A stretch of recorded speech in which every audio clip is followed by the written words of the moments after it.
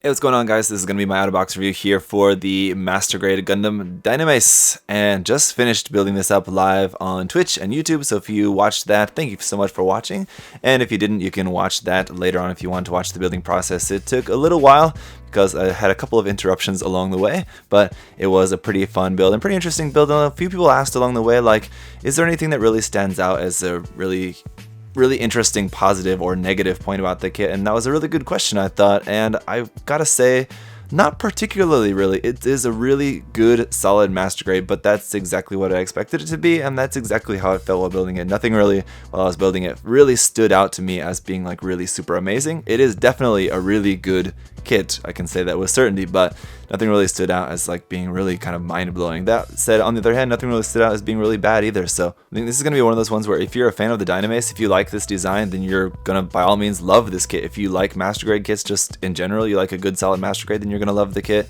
If it's not really a design that you're into, and if you're not really into Master Grades all that much, if you're just kind of the kind of person that likes like grunt HGUC kits or something like that, then this is probably not going to be something that's all that interesting for you anyway, and you're probably not watching this video. But of course, we're going to go over everything that the kit comes with and everything that it can do over the course of the review. But before that, as always, a huge thank you to USA Gundam Store for making it possible, guys. So do check the link to USA Gundam Store there down in the video description below and show them some love. Use my coupon code there, ZakuAurelius10, to save 10% on everything there on their site.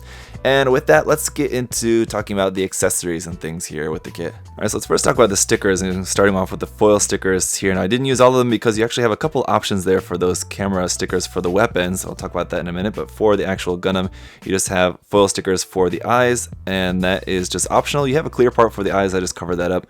You can just paint the clear part if you want. But for the front of the head here too, for the gimmick there, you've got a little blue sticker there for that camera there on the front. We'll come back to that a little bit later. And then for this camera there on the back of the head, another blue sticker there as well. And then for these GN condensers here on the side of the arm, you have like a mirror finish sticker that goes in underneath there so that those will be shining nice and brightly. For the sticker here for the camera on the sniper rifle, you have two of them basically because one is for going on the front of the clear piece and one is for if you want to put that on the back of the clear piece.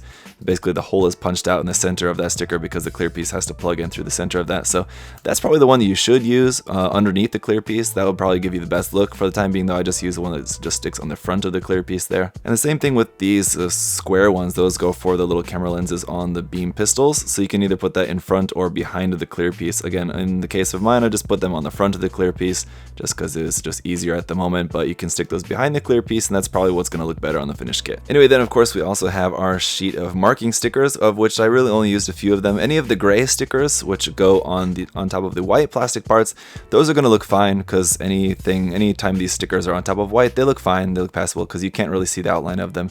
Where you run into problems is where you're placing these stickers on top of darker color plastic, in which this kit does have a lot of. So for example, I did put some of these ones here on the side of the shield just so you guys can see that, and as you can tell, they look okay, but you're gonna see the outline of them very clearly.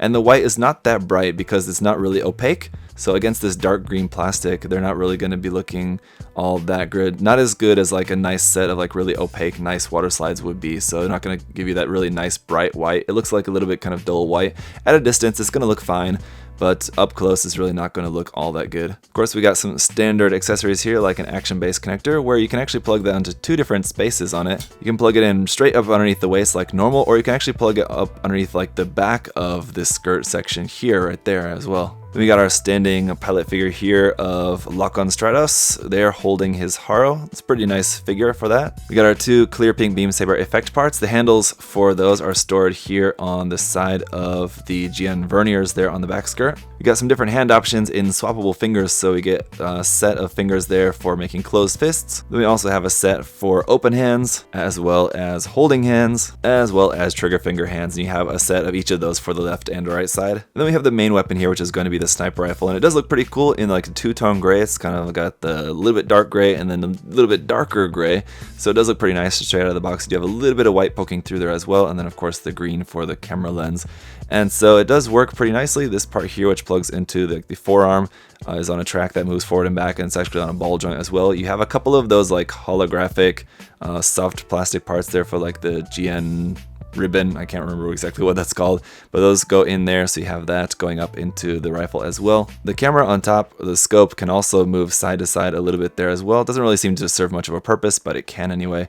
And the secondary handle can also move forward and back. It's on a track like that, and then that can't really fold down, only really to there, but it's meant to fold up like that for when it's in its stored position. I'll show you that in a moment. The bipod, these legs fold down like that, but if you want to have the legs more extended, you can't actually just telescope them. You have to part swap them. So you take out that bit and you swap it out for this bit, and this will give you the longer bipod legs for if you wanted to have a longer legs. So it's cool that it can do that. It would have been cool if that was actually just able to telescope out, but this is probably more sturdy as in the long run than it would if it was an actual moving part, so I'm okay with it. So yeah, this can be stored onto the kit by just clipping it onto the shoulder bit here. Clip that into place, and then it can be held onto there like that. And it's pretty cool when you close up these shields in the front. Then the sniper rifle is also kind of stored inside the shields there, which is pretty cool. And the last thing here is our set of GN beam pistols. Now these are mirrored, one for the left and one for the right side, because these clip onto the side of the leg. So that'd be right here. As you can see, we have that hard point. That's actually on the inside and outside of the leg, so you could plug them both onto one leg if you want. It would look kind of weird. That just plugs onto there, nice and secure. And then to take out the pistol, that just opens up nice and easily enough. And one thing I'll say that I do like about these is that they're again in two-tone gray, so you have a little bit lighter and a little bit darker tone gray. That definitely helps make these look a little bit nicer than just being this big one solid color block just strapped onto his leg. The fact that it's at least in two-tone gray does make it look a little bit better. So you open that up, and you can pull out the beam pistol as we saw before. So you just got two of these, relatively simple in their design, but these work pretty well. So I'll remove the shield bits for a moment while we go over the articulation. The head will go up to there, which is not too bad. It's kind of an okay movement, but then it can point all the way down to there. But then because this is meant to be a sniper unit, it does have the ability for the neck to pull out even farther to the front, and you can turn the head like that so that it can look like it's actually looking down the scope of the rifle when you have that in hand, doing like a two-handed grip. Then we have the gimmick of the extra camera here in the forehead as well. So you just pull this to the front a little bit out, and then pull that down, and there that will like kind of cover the eyes, but then you have this extra camera there on the head. So that looks pretty cool. And one more thing that I want to point out to you guys, it's not as pronounced in this version of the kit, but sometimes you'll see line art here where these red bits on the side of the head just look really too much like Harry Ord from Turn A Gundam. So I hope you guys all can now enjoy that image in your mind. These little yellow bits here on the top of the torso will move up and down a little bit. The cockpit hatch will open up. You can fold up this part here, fold down that part like that. And inside of there we do have our seated pilot figure, which is really cool, and it's got the little haro in there as well, but you can't see anything at all, of course. At the stomach section, it doesn't have much in terms of a forward crunch, but of course it does have the gimmick of being able to lay out in prone position, so its back bend is going to be pretty extreme. So you can get that like pretty crazy, and that's again to help him lay down and do like a sniping pose where he'll be laying down holding his rifle out like that. It's going to look a bit weird from the bottom, but as long as you don't look at it from that way, it's still going to look pretty cool. You do also have a little bit of side to side movement here in the torso, but again, not really all that much. The whole side of the torso here where the arm plugs in is also meant to be separated out a little bit. The shoulder armor will move up and down on its own, and you're able to bring the shoulder up. It seems really only to about there unless I'm missing something, but because of this part here, especially on the top of the upper arm, that's also kind of blocking you from bringing the arm up any higher. But then with this kind of like double joint there in the shoulder, you can bring the shoulder forward all the way to there and then back like that, so you have a pretty good wide range if you have that shoulder joint extended out like that. Otherwise, just rotation there at the kind of middle of the bicep.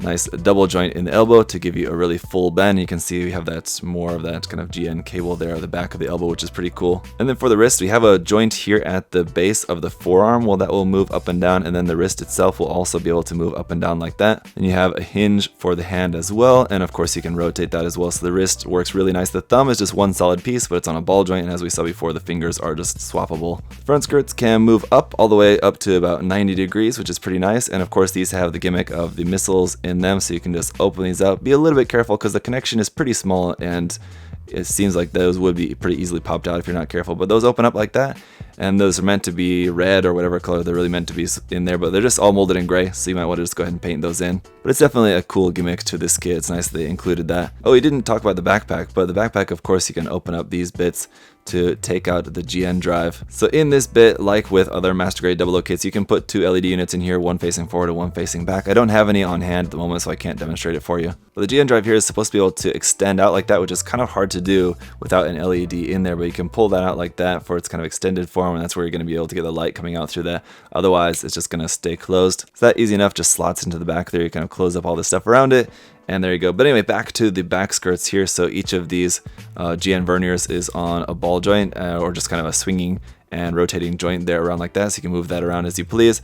The beam saber handle, which we saw before briefly, that can also pop out to the side, so you can pull that off nice and easily there from that. And the real gimmick here with these is when you open them up, that middle part will extend out. So if you open this up gently like that, you can see that part extends out and then goes back in like that. And it works really well, simple, but it's a really cool little thing that they did with that, and I really like that a lot. At the hip, we have a little track there for you to be able to lower the hip joint down, but they're connected, so you can't lower one leg and not the other. You'll lower them both down at the same time, but that will help you for like kneeling poses and things like that. Otherwise, the legs can go out to the side to about to there. At the top of the leg, you'll have some rotation, but just because it's hitting the inside of the waist there, it's not really going to be able to rotate all that far, all that wide. So you're able to bring the leg all the way up to about there before the knee is going to start running into that front skirt armor. But let's go ahead and bend the knee, and you get a nice double joint there at the knee with this whole section just kind of being separated there as a knee part. And then I think we can bring that up higher,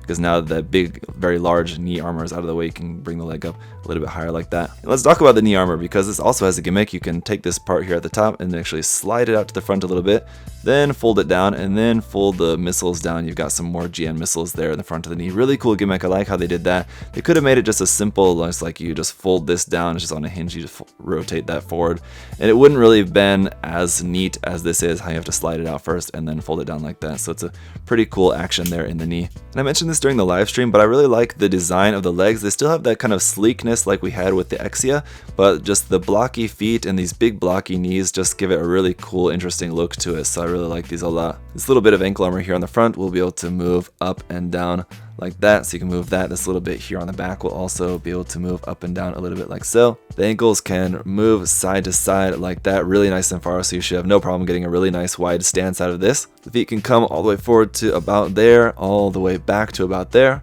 And the toe does bend, but it doesn't bend down at all. You're able to bend it up actually a little bit like that, actually at 2 points. So this whole front section of the foot, front half of the foot moves forward like that, and then the toe can move forward up by itself individually like that. But again, nothing can actually point down at all, which is a little bit disappointing. Up underneath the feet, some pretty nice detail there. He's got really small feet for this design, but it's a pretty cool foot design in general, pretty unique. Now back to the GN shields. So these are like the main GN shields, and these will just can plug onto the side of there like that if you want. That's really nice and simple, but actually you notice there's 3 different points where you can plug these onto the front, onto the side, or onto the back. If you want to use the full shield can only plug onto the side, so in that case you need to plug these smaller bits onto the back or onto the front if you want. It's up to you, but they're just kind of meant to be there on the back. The full shield parts will connect with this peg here, so those need to go into the side like that. And if you want to close them up, you're not going to be able to do it like this. That actually slides out a little bit there, and then you can rotate that around to the front, and that will be giving you the full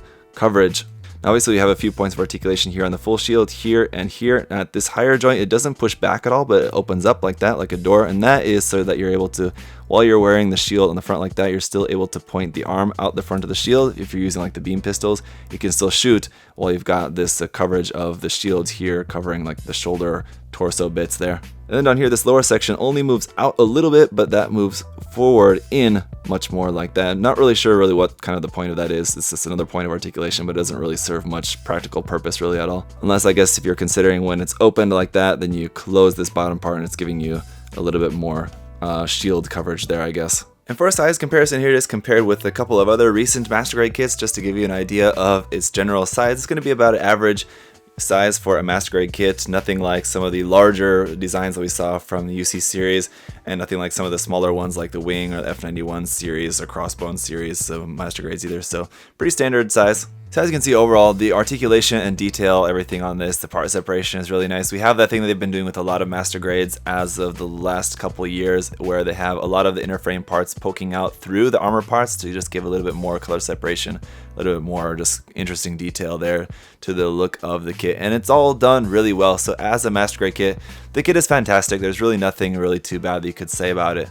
As I said before, it's really just going to come down to a simple matter of the fact of if this is something that you're interested in and you want to get it, you're going to love it. If it's not something that you're really that interested in, then it's not going to really do much for you. But I can definitely say at this point, without too much competition, it's probably the best master grade of the year so far. And another great thing that it has going for it is just the versatility of its weapons and accessories, things that it has with the shields, how you can have just the basic shields, you can have the full shields, you can have the shields open, closed, you can have them half open, or you can still shoot through the shields, you can have the sniper rifle stored inside the shield. You also have the GM beam pistols, where you can choose whether you want to have them just stored on the kit or in hand, dual wielding those if you want, or just a single one. You have the beam sabers, which is a pretty standard accessory for pretty much any Gundam out there. But again, there's a lot of really cool options with this, and with the different with all the extra articulation that you have built into it.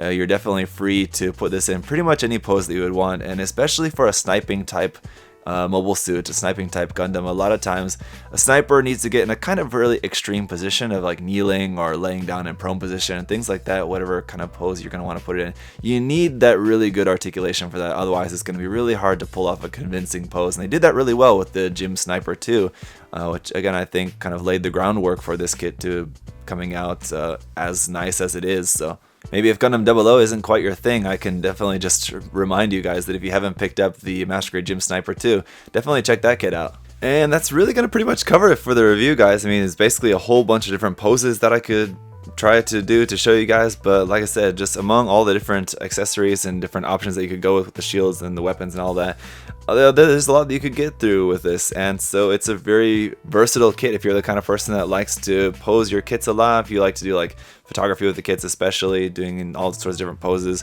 or if you just like don't like keeping a kit up on your shelf in the same pose all the time forever, you like to change up every now and then. This is definitely one of those that you could change up many times and get a lot of really cool poses out of it. The manual and just the box art gives you a lot of different nice examples of some different poses that you can do with this, so really cool. And one other useful point that I want to make in the review here before we finish up is that I think that this would be a really good kit for someone who's interested in painting master grades.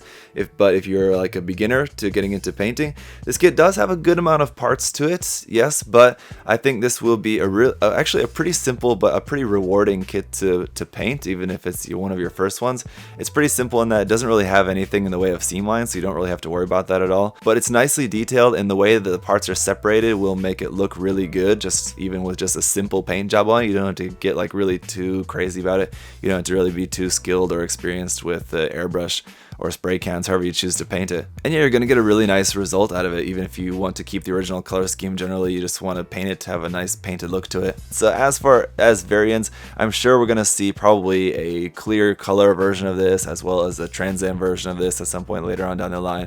So there's different versions to look out for. And obviously everyone's speculating as to what's going to be the next master grade in the line, if it's going to be like the Virtue or the Curios, or what it could possibly be, if it's going to be a different variant of the Dynames or something. Personally, I have no idea. I'm not even going to guess, but whatever it is, if it's anything like this kit, it's going to be pretty solid, so I'm looking forward to whatever the next one's going to be. That's it for the review, guys. As always, again, a huge thank you to USA Gundam Store for sponsoring the review, and thank you all so much for watching. If you have further questions or comments, leave those down below. If not, I'll see you guys in the next review. Bye-bye. Hey! Thanks for watching, guys. Remember, if you want to check the kit out for yourself, you can head over to USA Gundam Store. Use that coupon code ZakuAurelius10. Save yourself 10%. Thanks for watching, guys. See you next time. Bye-bye.